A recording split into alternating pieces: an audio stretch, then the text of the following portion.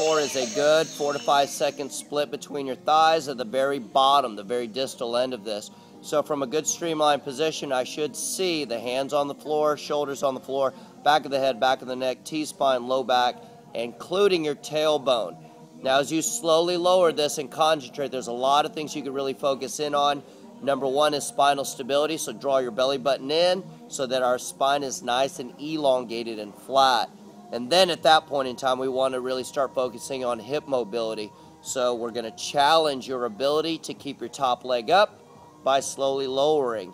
Now the second piece of the puzzle is make sure that you don't abduct, so don't let your feet drift outside of your hip line, and make sure that you do not externally rotate.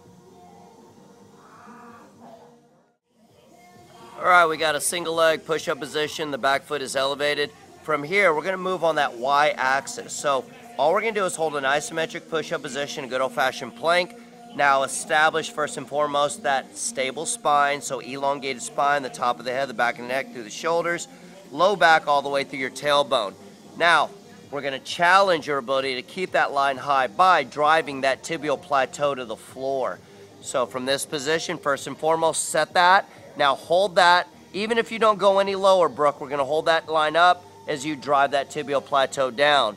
And then we're going to slowly externally rotate, so open that hip up, keeping that high line up, up, up, and then bring it back down. So all of the movement on the free motion hip should be a way to challenge your discipline, your ability to keep the top line as steady and stable and as long as possible.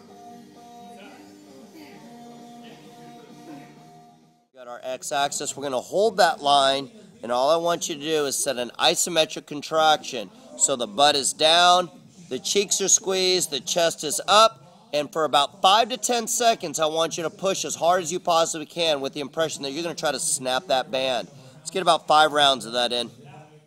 Same exact principle. The only difference is we're going to go vertical with your spine. So make sure that you have a glass of water bouncing on the tip top of your head. I do not mind if you lean a little bit, but try to bounce that glass of water on the top of your head. Hold that line. Now from this position, we're set 90 degrees perpendicular to the point of origin. We're going to rotate those shoulders away, and we're going to hold that line while we gently try to spin those hips back in. Concentrating on wringing out a wet towel so you can learn how to reduce the amount of rotational torque that is occurring at the back. Hold that line, spin those hips, spin those hips, spin those hips, and then recover. We're shooting for about 5 to each side.